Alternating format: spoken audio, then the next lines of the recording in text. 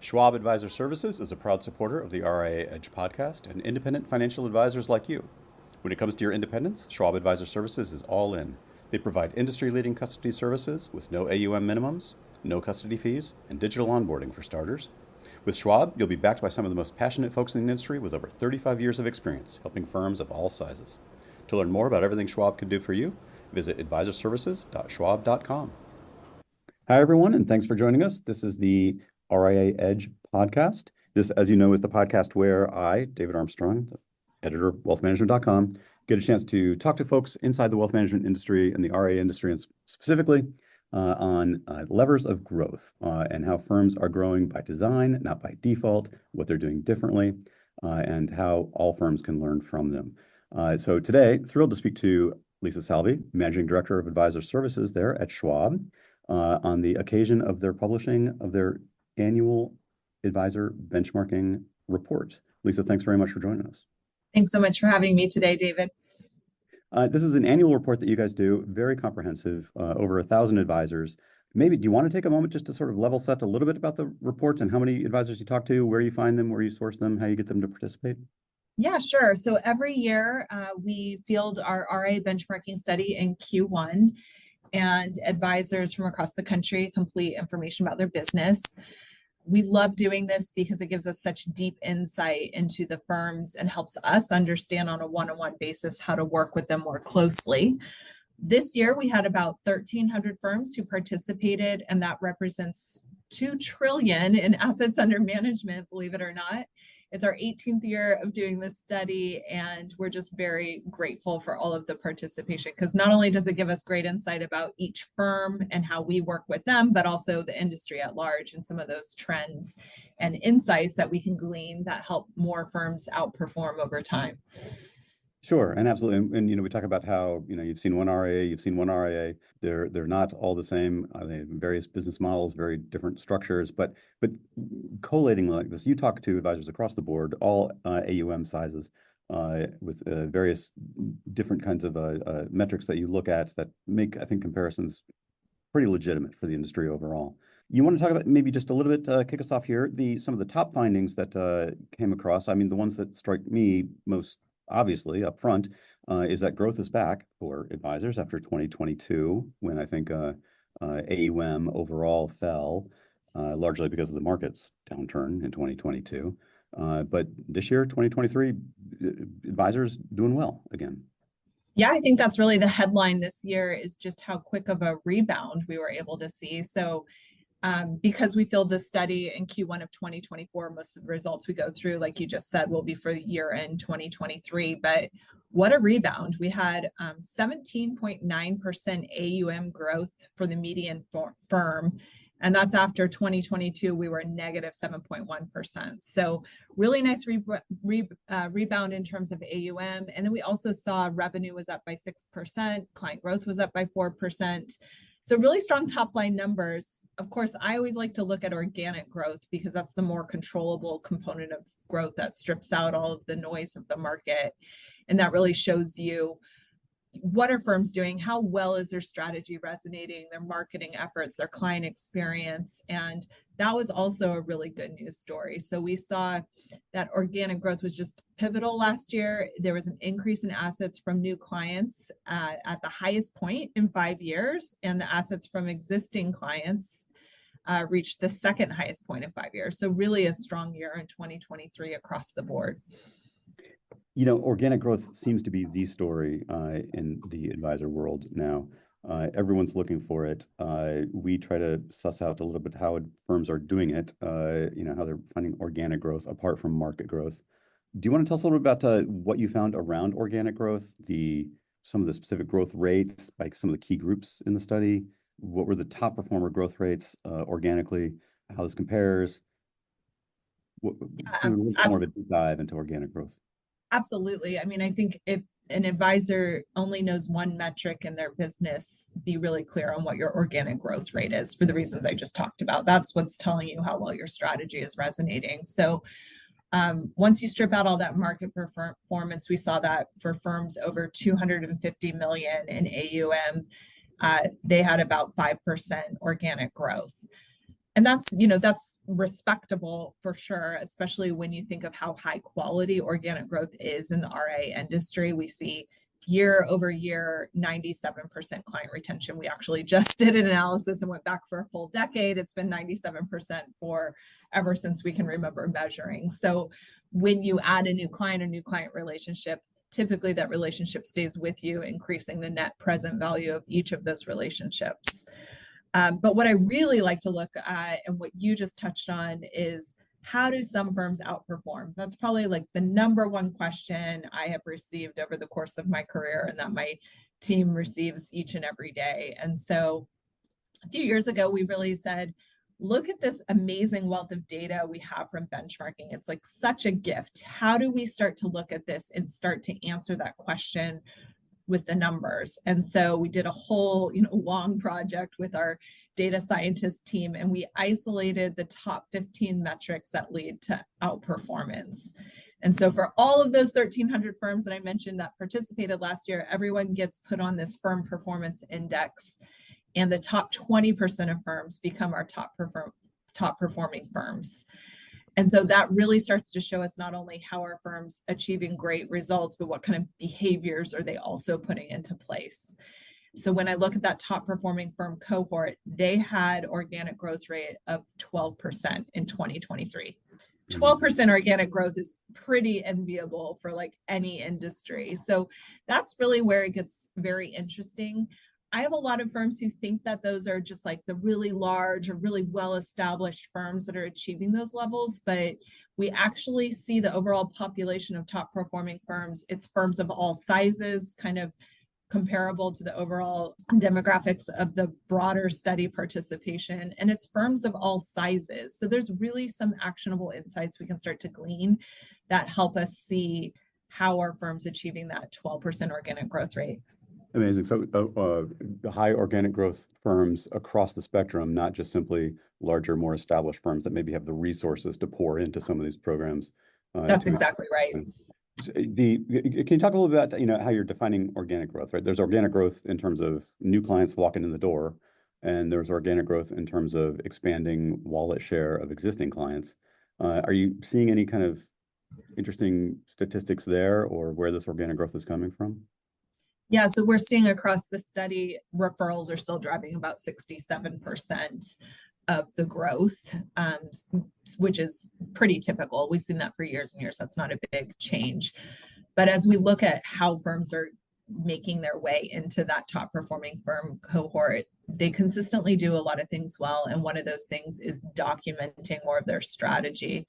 So those top performing firms are far more likely to have some key strategies in place, like really taking the time to deeply understand and document who their ideal client persona is. So like, who am I designing this business for? What life stage are they at? What are their beliefs, their philanthropic attitudes, both the psychographic and demographic information? Do they have children? Do they have more than one home? I've seen it go so far as to people have named the pet, their dog Harvey, in their plan. And that really helps them make a series of good strategic decisions. Those firms are more likely to have a client value proposition also documented. So kind of like the articulation of how they serve those ideal clients well. And for firms that have that ideal client persona, client value proposition, and a marketing plan in place, we think of that as the trifecta. Every year they're getting more than 40% more growth. And in 2023, they got 67% more growth. So those three things, like I know we always want a silver bullet or that easy thing to do. Those aren't easy to do, but you get so much out of having those three strategies in place. We would really, and we kind of somewhat seriously joke, we want to help every single advisory firm who works with Charles Schwab have those three things in place, because there's such a compounding positive effect to growth when you take the time to articulate those three things. When you talk about ideal client personas, we know that a lot of advisors say our client persona are executives or women or entrepreneurs. What does a good articulated client persona look like? Yes, I would say those are okay starting points, but let's go a lot deeper. So, women are half the population. So that's not really telling us that much about what I might want versus my two sisters versus my friends and people in other, age groups. So let's look at the starting point of executives. Maybe where do they live? Do they have a second home? Do they need help with any of their real estate needs? Do they have concentrated stock positions? Do they have children that are in private school or approaching college age where some college counseling could be beneficial? Is English their first language? We actually know a firm here that in the Bay Area, as they started to go through this exercise, they realized how many of their executives that they work with in Silicon Valley don't speak English as their first language. So just hiring someone to their staff that could speak that second language opened up a whole new door of referrals, because now they could meet them where they're at. So really go deep. And when I see firms do this really well, we actually like to help them go all the way to the point where they're naming that ideal client, like the Harvey family or the Smith family. They know are both partners working. Maybe they're not working with married couples. Maybe they're working with a divorced population. And so those change, that also changes the demographics. The reason why it's such a powerful tool once you have it is you can train your whole team on that. They can start to talk about it. You can start to develop stories of how you've helped this type of client. You can start to be irresistible for this type of client. And it doesn't have to be as specific as of a niche as, like, we work only with architects, which is another firm I know. That's amazing. They do an incredible job. They have complete expertise there, but it doesn't have to be that much. It could just be more of those psychographic elements.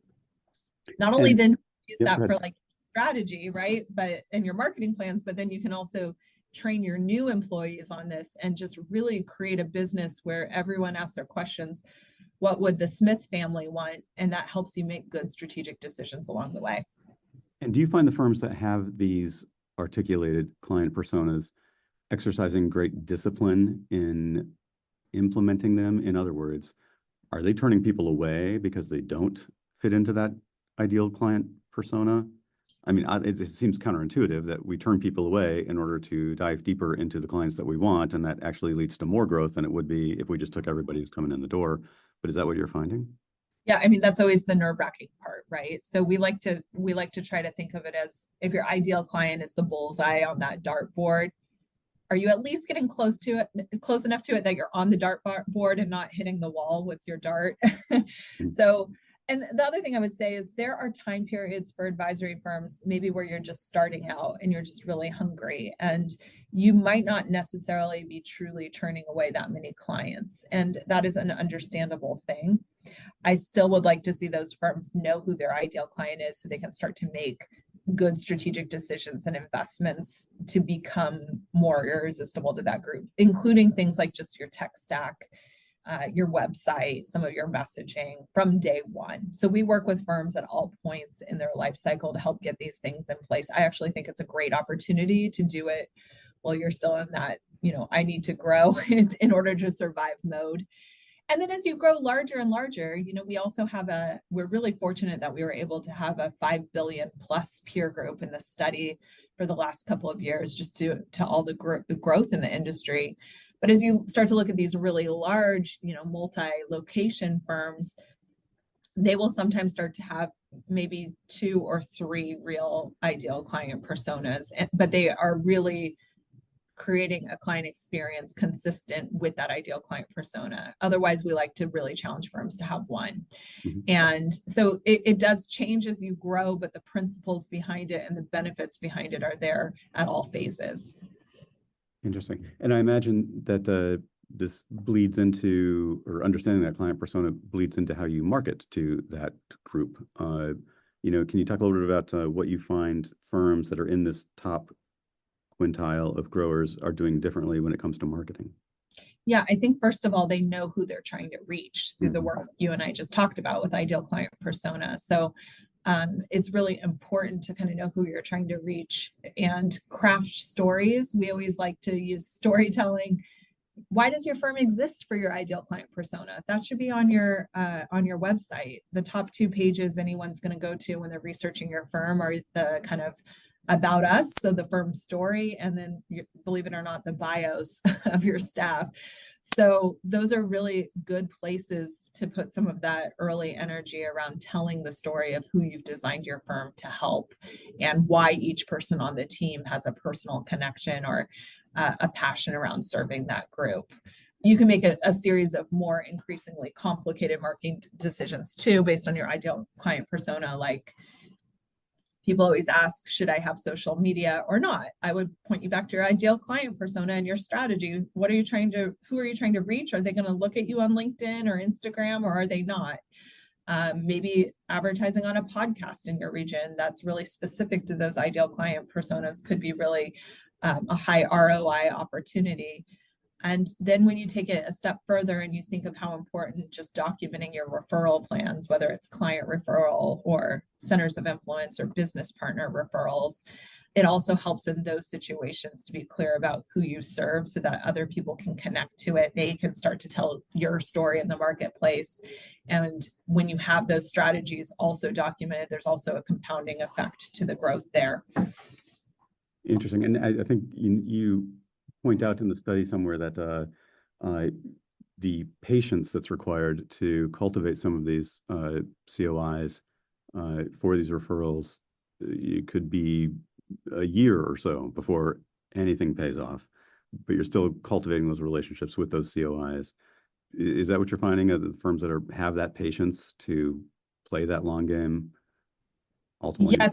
Yes, that was one of my favorite findings this year. We did a focus section on organic growth just to dig a little bit deeper.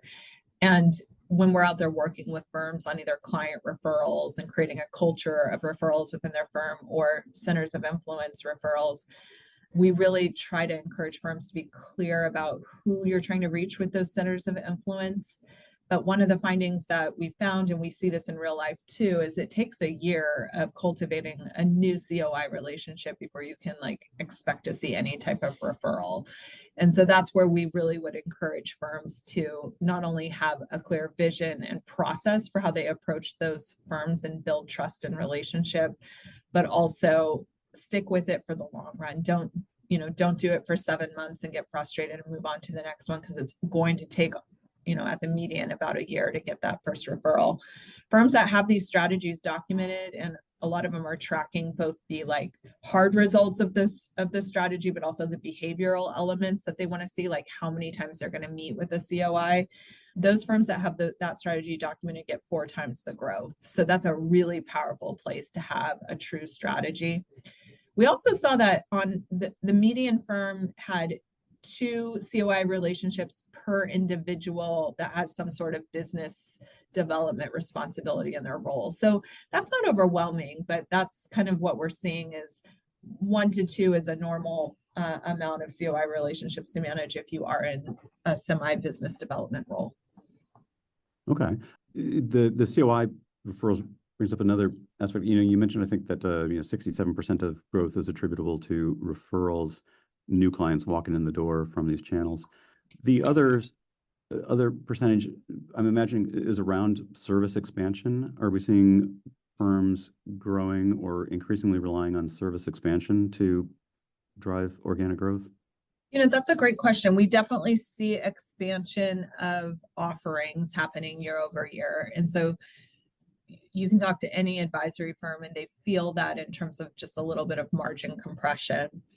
What we would always say is don't feel like you have to add every single new type of service for your client base. Really think about that ideal client again. Who are you building your business to serve and what would they value? So that's a really helpful barometer as you look at that. A lot of the other growth is coming from things like actually some digital marketing, some programs that firms might participate in, just word of mouth or community involvement in some cases as well. So it's interesting to see all those sources of growth. The one thing I would say, no matter what your growth strategy is everyone is going to do research before they do outreach to a firm, and they're going to look at your website. So just really making sure that website, it's like your new digital front door to your office, making sure that it tells a compelling story, it resonates, it's easy for someone to understand how to take an action when they look at your website, and that your whole website is kind of driving towards them connecting with your firm in some way. And actually, that's equally important for talent acquisition as well. Everyone researches a firm before they would apply as well. So really thinking of that website as not just a client acquisition tool, but a talent acquisition tool. Well, let's talk about talent for a bit, because I know that we hear about the war for talent. We know it's there. I've heard RIAs talk about, the reason that we participate in M&A is because it takes too long to home grow talent. There's just not that many advisors out there to hire. So we got to go to the M&A market to, just to continue this growth pace that we're on. What did you find in your survey that firms are doing around talent? How are they attracting talent, and where are they finding it, and what are some firms doing differently? Yeah, I mean, you're right about M&A. I think we saw that 64% of firms who are thinking about doing M&A are doing it for a talent play. And you hear that just consistently when you talk to firms. But across all firms, whether or not they're doing any type of inorganic growth strategy, talent's a priority. We've seen, we always ask firms what their top priorities are for the year. So in 2024, the number 1 and 2 spots were both around growth, which is not surprising. That's almost always how it is. The third top priority was recruiting new staff. And very interestingly, for the first time ever, the 5th top priority was developing skills of current staff. So just a few years ago, that was all the way down at number 10. It's kind of rocketed up the list of priorities for firms, and now it's at number 5. So we have 2 growth and 2 talent top priorities for firms. I think it's just so important because they are growing. We just spent a lot of time talking about this great growth. Well, with growth, that creates opportunity, but it also means you need more talent to support that opportunity. So year over year in benchmarking, we see about 75% of firms are hiring in any given year, mostly to keep up with that growth. That's at the median, we saw them add 2 new roles. So that's not necessarily attrition. It's just 2 new roles to keep up with the growth last year. And we always like to kind of look at, well, what are the longer term implications of the growth we're seeing in the industry? So we run an analysis every few years about how much hiring will need to happen if current growth rates continue for the next 5 years. And believe it or not, we need 70,000 new staff for the RIA industry in the next 5 years. So picture that football stadium, right? We need to fill that up with people that aren't even in this industry. And they are, that's not even taking into account attrition, retirement, or new firms. So it's a fairly conservative number. And we really think it's incredibly important for firms to be strategic and to articulate their employee value proposition. So what can my employees expect to get from the firm in return for their talent? And what am I asking from those employees in return for this deal? That employee value proposition, we've really seen a lot of firms focused on articulating that, putting the programs into place, getting it on their website. I think that's going to be a really important practice for the future. It strikes me that, just like we talked about the long game for the COI referral, when firms are kind of building this growth engine and doing so with some intention, that putting these career paths and entry points in place is a pretty important component of that engine. So I imagine you're finding firms that are taking the time to cultivate and grow talent are probably poised to succeed in greater numbers than those who aren't. Yes, career paths are one of the best things firms can put into place. Part of my role is actually, I spend a lot of time with university students because we work with universities across the country to help establish and grow their CFP programs and just honestly create much more awareness of the RA profession and how valuable of a career it can be to young people. Those young people are pretty savvy. They really want to know, if I'm going to join a firm, is there a written career path? Will I understand how the firm will help develop me and grow me over time? And we've definitely seen firms focused on building those career paths. It's gone up consistently over the years. We're at 76% of firms that have a career path, a written career path. Typically, firms start with those client-facing roles, but we're starting to see more and more firms also start to develop those for their operational staff, and they're often surprised how important that has been to their operations team to be able to see career pathing and progression.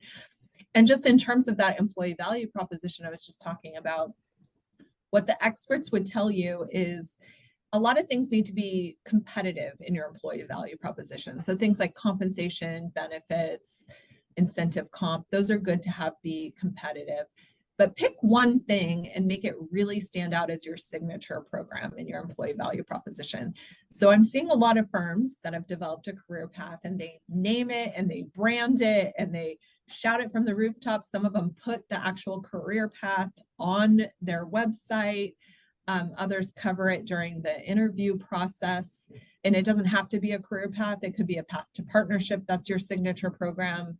At Schwab, where I am, every 5 years you're here, you earn a 1-month sabbatical. So I would say that not only is really energizing for employees and you get to live vicariously through these amazing things your colleagues are doing, which is really fun because they've come up with some great things to do on their sabbatical, but it's also free advertising. So as you look at the culture here, you see how the employees are so grateful for this and how much it means to them and how it keeps them at the firm. So that's one of our signature programs. So I just think that's such an opportunity. Most firms have a few of these ingredients in place, but they haven't actually articulated it all the way. This is a great way not only to, hire new top quality talent, but it's a great way to really think about how you're developing that talent for the long term.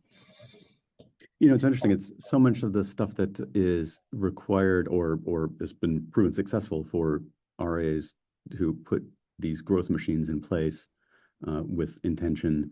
So much of it kind of exists in the abstract a little bit, right? I mean, it's career pathing, ideal clients, personas.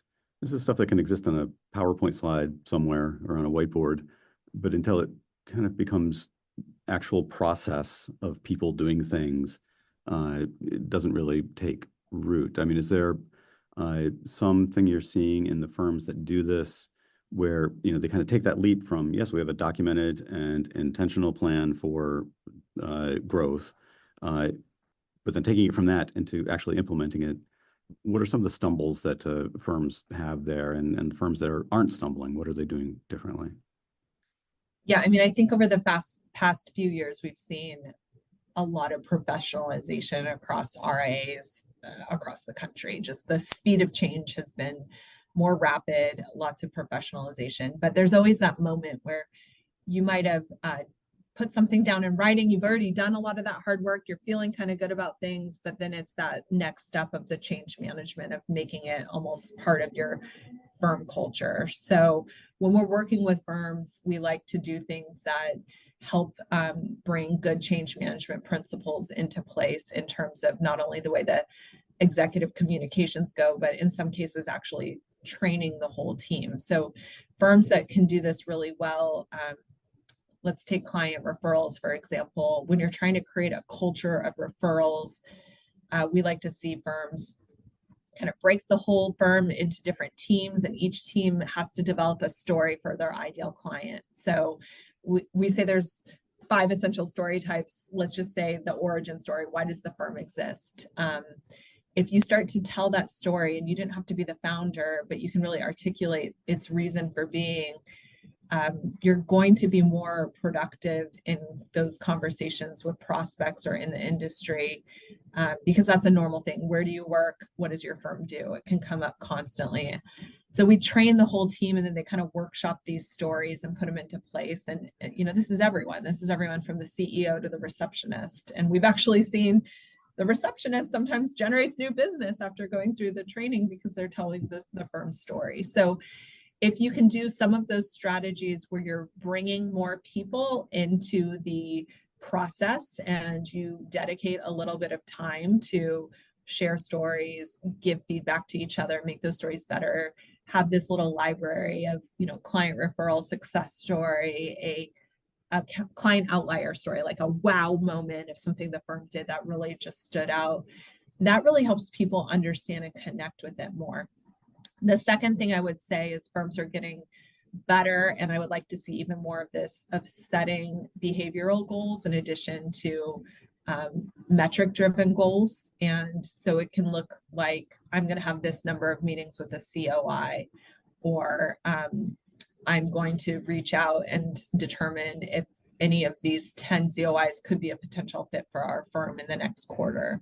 So some of those behavioral goals can be really important. And some firms are just exceptional at linking, their priorities and their strategic plan to the team members who are responsible to the outcome they want to see. And they even tie incentive comp into some of those outcomes. So there's never a quick and easy answer. It's really about putting the time and the strategies into place to let things take hold until they become part of the firm culture. This is how we do things, and this is why we do things. Oh, that's fantastic. I know we're coming up on the end of our time here. I did want to ask you a little bit about what you found in the study over the overall interest in M&A over the last several years. It still is part of the conversation, right? And I think one of the reasons I think that organic growth has become so important and the focus has really shifted to organic growth is because these firms need to justify some of the valuations. Organic growth is the driver that fuels a lot of the M&A interest. What have you seen in M&A over the last several years, and has it kind of carried over into 2024? Yeah, and I like what you just said, because we think of organic growth as an imperative. You really need to have strong organic growth. But then, of course, M&A is everywhere, right? So what we're seeing right now is that more than 40% of firms have pursued inorganic strategies over the last 5 years. Half of firms say they are seeking inorganic growth opportunities in the future. And the top reasons firms are reporting for this is 91% say they want to increase growth. You touched on talent earlier. That's 64% of firms. That's the reason why they would pursue it. And then creating scale is what 57% of firms said. 1 in 3 firms, so 33% of firms, are also using it as a succession solution. So I think that's held fairly consistent over the past few years. What we like to do as we work with firms to help them think through their inorganic strategy is help them really understand what it entails to be either a successful buyer or seller. Really think through what you would be trying to accomplish by pursuing an inorganic growth strategy. Getting crystal clear on that's very important. And then understanding some of the steps that you would need to take through a due diligence process, what kind of documentation you need to have in place ahead of time by working with your attorney, like an LOA and different things like that. Understand what it really takes. And what we see happen is some firms start thinking they're a buyer and they end up thinking they're a seller. And we see other firms that say, you know what, this takes a lot more effort to be successful. I'm going to focus instead on organic growth. And I think any of those things are good outcomes when you think about what you're trying to accomplish, what it entails to do it successfully, and then decide, am I really a buyer? Am I really a seller? Maybe I need to just focus on organic growth for the next 5 years.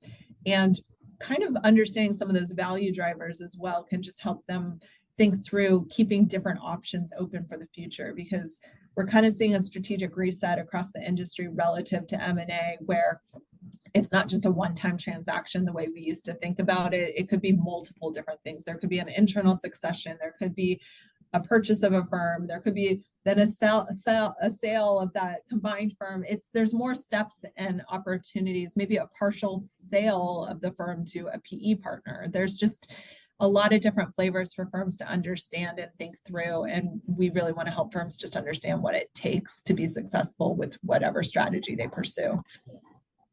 Well, that's fantastic. Yeah. And not to mention organic growth is the increasingly the thing that would interest a buyer of your firm, right?